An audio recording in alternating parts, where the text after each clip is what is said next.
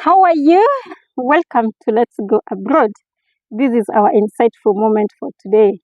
We are looking at depression and immigration. What are the factors that contribute to depression, and how do you take care of yourself to shield yourself from depression when you go abroad? First things first, if this is your first time here, I welcome you with both arms. Karibu na ukunywe kikombe ya chai. Welcome to this big family. If you are a returning subscriber, we thank you for the support. We thank you. We appreciate you for motivating us to continue doing what we are doing. So today we look at depression and immigration. What is depression? Depression is neurotransmitter imbalances. When your serotonin and your dopamine are not in the levels or in the formula that God created you to be, roho itainama. I like discussing this topic with my clients when they are going abroad, because happiness is the key factor to consider when you're looking at quality of life. When I look at Mr. A or Madam X, what can make me say that they are successful, they are living a good life? Happiness is one of the key things. And there are so many things that can buy happiness, or they can shield us from so many worries. And there's also many things that can bring stress into our lives. When you immigrate, you will find stressful situations, and some of those stressful situations can be so much that they overpower you and affects your health. There's no health without mental health, and mental health will be affected significantly by depression. So what are the factors that will contribute to depression when you go abroad? There will be pre-departure factors and post-departure factors. Pre-departure factors will be things that were there while you're in Kenya, and maybe they just multiply, or they become bigger when you go on the other side, or they don't go away. There are two reasons why someone will go abroad. Number one, it will be to chase a particular dream. There is a particular goal they have in life, either a study goal, either a lifestyle goal that they want to achieve, and this can only be achieved when they are in a tier 1 or a tier 2 country. Number two, why other people immigrate abroad is to run away from something. To run away from a bad marriage. To run away from a spouse who is cheating. To run away from children who are becoming haywire and they're making you go nuts. To run away from a family of origin that doesn't seem to appreciate you, and that the family makes things worse for you. To run away when your business collapses, when you've been auctioned and there is nothing left for you to show. To run away when you have been fired from your multinational corporation and you cannot seem to step back to the corporate ladder. There are so many reasons that make people go away, and all reasons are valid. Even going away to run away from something is a reason that is quite still valid.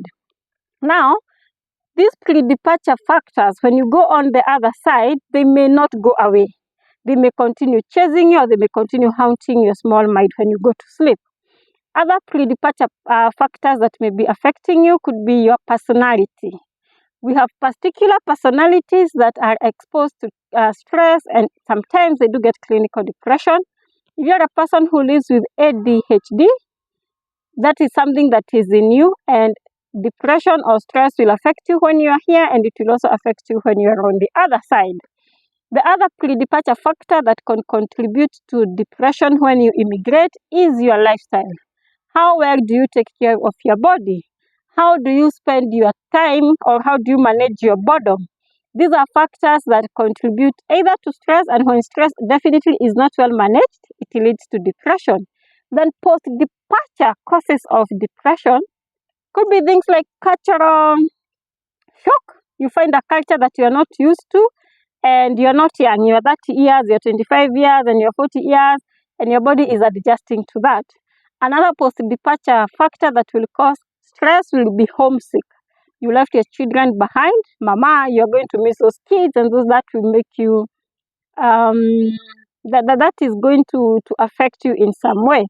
Besides homesick, we also have job issues. You're going to work in new job, maybe jobs that you have never done, yeah? Maybe you're going to work in a factory and you have been used to being a lecturer in Kenya, or you're going to work in a semi-skilled job and you are not used to it. And even before we go to the type of job, all jobs will stress you in some way. Another thing will be change of environment, especially the weather. We do have something that is called winter depression. You're not used to gloomy and wet climates. Like in Kenya, it's only this July and June that we have such a gloomy climate. Now you go to a place that is like that for a whole winter season, that is going to cause depression. Another post-departure factor that will make you get depressed will be isolation. Human beings, like all mammals or like all animals, are created to cling together and to be close to people. North America and Europe are two places that are known where people are so individualistic, where people are so isolated, and this is going to give you a depression. When you prepare, you will not be caught off guard. And I like preparing my clients because if you go and this depression hits you, you will lose meaning for going abroad. It will be people are admiring you in Kenya and you paid a heavy cost because immigrating is not cheap. It is not cheap. It is expensive, regardless of the route you use. Be it a work permit, be it a study visa, be it getting a permanent residency. Whatever path that you use to immigrate will stress you in some way and you will pay a price. Now, can you imagine paying the price and then you go the other side and you're not happy with where you are because you got a depression? So that is why I like discussing with my clients. So first things first, I always tell people that self-care is the most important thing that you can do. Before you leave here, when we have already started your process of immigrating, or you have already started the process by yourself, start by taking care of your body. Movement is the number one key thing that will keep depression at bay. Start exercising. Every day, give yourself at least 1 hour of moving your body. 1 hour, 60 minutes. Move your body. Be it jogging, be it skipping the rope, be it yoga, be it whatever you do, move your body at least 1 hour a day. When you move your body, you keep depression at bay. You keep depression so far away from you, it will not come too close to you. Because moving the body or exercise produces good feel hormones, they're called endorphins. Your body is in a very happy state. Your body is in that calm and serene state, regardless of the battles that you're fighting out there. So, when you're still in Kenya, and this is regardless if you have some pre-departure factors that expose you to depression, start moving your body at least 1 hour in a day. Secondly, in taking care of your body, choose your foods wisely. Do not allow food to control you. Too much starchy food will set you off the spectrum. A lot of alcohol will set you off the spectrum. Avoid and reduce the carbohydrates foods because sugar is known to cause depression. Number 3, get into the habit of journaling or something that will stimulate your vagus nerve. The best thing is journaling, but over time, I've come to appreciate that not everyone is a writer and not everyone has the ability to sit down, to reflect and to see how their day was. So if you do not have that thing, do something that will stimulate your vagus nerve. You can Google more about stimulation of the vagus nerve, but it is activities like meditation. YouTube will be your school where you learn everything. Teach yourself how to meditate. Do something like bathing with cold water. That is also something that stimulates the vagus nerve and it keeps stress away. Try to keep this habit at least 40 days consecutively before you travel the other side. And that time when you have started the whole process, teach yourself how to do these things because so that they become second nature to you. However, if you're going through a very difficult season and some of the things that you're going through are, pushing you to go away, like what I have mentioned, your business has just collapsed, everything you created has come just to a shell, and you're back to zero, for sure it makes sense to go away.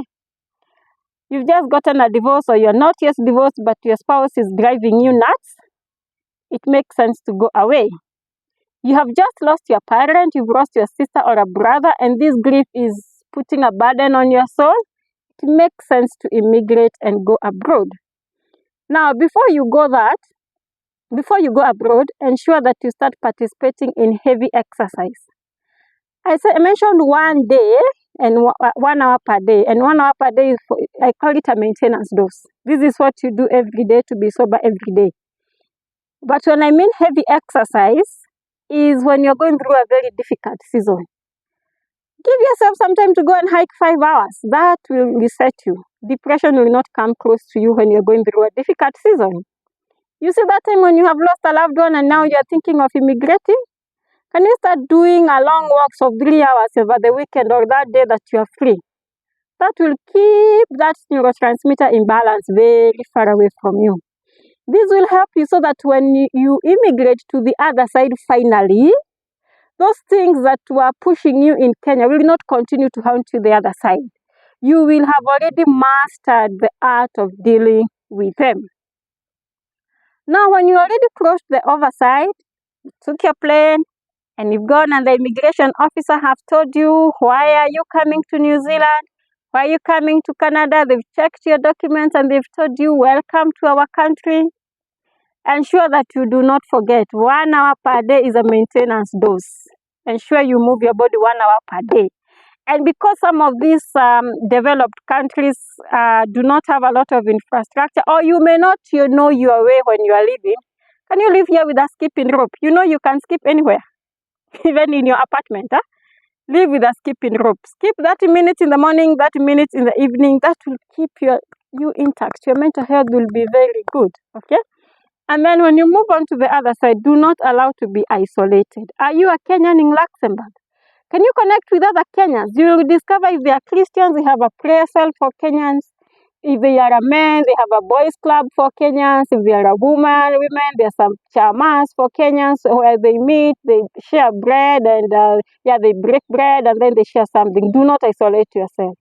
Do not isolate yourself because that is going to make you go nuts. Number 2, have somebody to talk to and do not cut links with your people in Kenya. I know you have friends nowadays with video talks. Continue talking to your friends, continue connecting with your families. Do not be isolated. You see the challenge that you are facing there? You see that boss who is so tough on you? There is somebody else in that organization who is going through the same, or there is somebody else in another organization who is going through the same. Do not think that your problems are unique to you. Talk to somebody. Do not allow to be alone. Do not allow yourself to work in a silo. Connect with other people. When you cross over the other side, it is also good to have some clear expectations. Another thing that can really stress you when you cross over the border is having unrealistic expectations. So you have gone to Canada, you have gone to US to change your financial dynamics, and you want to put up an apartment in 2 years. I'm telling you, to be honest, it is not going to be possible. Because the first 1 year, the first 2 years, you're setting your footing. You are paying all the money that you borrowed in Kenya when you are going. If you are this person whose business collapsed, you are paying your debts. You are establishing yourself. So have realistic expectations. Yes, you will do something and believe in yourself and believe in God because everything is possible. But do not set unrealistic expectations. Because when you set unrealistic expectations and then those expectations are not met, that is going to stress you and it is going to affect you and it is going to cause a depression. So be gracious, be kind to yourself. Number 3, when you cross over the other side, to avoid getting depression, avoid competing with your friends. And this is something I see so much, especially in the US and Canada. I don't know whether it happens in Japan, in New Zealand, and Luxembourg. But you'll find these people in Canada and America, they really compete a lot. Sometimes they can't even form a social group so that they come together and walk the journey because they are competing. You came here 1 year ago, you're now living in your own compound, you're now driving. As we came here 5 years ago, we've not done nothing. Do not compete. Life is not a race. If you start competing, you're going to not appreciate your efforts, not appreciate your contribution, and this is definitely going to put down your heart. Now, if you're immigrating as a parent, and especially a woman, and I'll talk about a woman because I don't know what it means to be a man, but I know what it means to be a female parent. Do not allow yourself to be separated from your children for a very long time. Choose an immigration pathway that will reconnect you with your children soonest possible. Like as soon as you stabilize, you can be reunited with your children. You know you can never fight nature. Capitalism will never fight nature. This thing of looking for money is something that was created by man, because money is a man's creation. And unfortunately, that is how the world works. So we have to follow this formula of looking for money. But we cannot fight nature. The way nature is that parents bring offspring and then they cling together. They will do life together. And this thing of separating parents and kids, especially when children are very small, hurts both parties. It doesn't just hurt the man. It also hurts the children. It just doesn't hurt the children. It also hurts the woman. So to keep yourself safe, choose an immigration pathway that will reunite you with your children.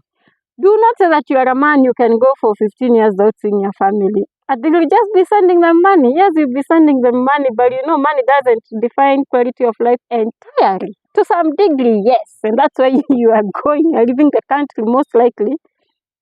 But choose a pathway that will reunite you to your family. Do not lose your family forever. Be wise when you're choosing an immigration pathway. If you decide to go on a study visa, choose a country that will give you a postgraduate work permit and allow your family to reunite you with you as soon as you get the PGWP. If you decide on PR, or if you decide you're going forever, if you decide to go to Canada, choose a pathway that will allow you to be united with your children. That will give you safety and it will cushion you. Now, for people who have personalities that expose them a lot to depression, for a woman or a man who is living with ADHD, for a woman who gets serious premenstrual depression symptoms, nowadays it's called premenstrual dysphoric disorder. Yeah, I heard that they're changing that name. The kind of depression that gets a woman 1 week before her periods. There are some who get very serious depression symptoms. Very serious that sometimes they don't even have the energy to do anything for the day. I've had cases where in extreme cases there are suicidal tendencies. So if you're such a woman, or if you're a man or a woman with ADHD, avoid going to very cold climates. Like you see those provinces in Canada that are so cold, and they are there, avoid them. Go to places which are warmer, because there's something called winter depression. Seasonal depression is where your heart gets low because of so much winter. Now, like imagine you're waking up in the morning to go to work when it is dark. And in Kenya, you are used that you live when there is already light and the sun. You go to work when it is dark and it is up to around 10 a.m. It's still darkness. And then you go home some other season where there is sun and it is 8 p.m. and there is still sun outside. You're not used to that. And those things trigger depression. So if in your DNA, because I think ADHD is happening in your DNA, if your premenstrual symptoms give you a very bad time 10 days before your period, do not give yourself a bad life by going to a very cold place. If you consider Canada, consider those provinces that are a bit warm so that you do not expose yourself so much. But if your personality does not have depressive kind of symptoms, and everybody knows themselves, if you do not have ADHD and your mood goes low only when you're going through tough seasons in life, then you can go anywhere in Canada if you decide to immigrate to Canada. Then the other thing in self-care is when you are leaving Kenya, tafadhali, carry some vitamin D supplements. And carry many, as many as your finances will allow. Vitamin D is a very good supplement in lifting mood. Vitamin D is a very good supplement in helping cushion you from depression. And you know, we get vitamin D from the sun. And if you're going to Europe and America, which is the most highly probability, you're going to places where they don't get the sun during winter. If you're going to Luxembourg, it rains and the weather is gloomy, like 8 or 9 months, you will need vitamin D supplements to keep you sober. If you're going to Canada, those very cold provinces, you will need vitamin D. So before we talk Kenya, carry vitamin D supplements. it is cheaper to buy them here than to go and buy them the other side, and know how to use them, know the required amounts, because again, too much vitamin D can cause vitamin D toxicity. Vitamin D is a fat-soluble vitamin. So when you take, it's going to be stored in your body. So if you take too much, it can lead to toxicity. Educate yourself on that. I can teach you if you want some knowledge about vitamin D. Yes, and just have a good life. Just have a good life, but do not ignore depression, and prepare yourself early. Build the habits that you need to build early, and become that person who takes care of your body when you're still here, before you go on the other side. It's been nice having you. Thank you for watching to the end. If you have not subscribed, please show us your love and subscribe. We shall appreciate your support. For now, it is a goodbye.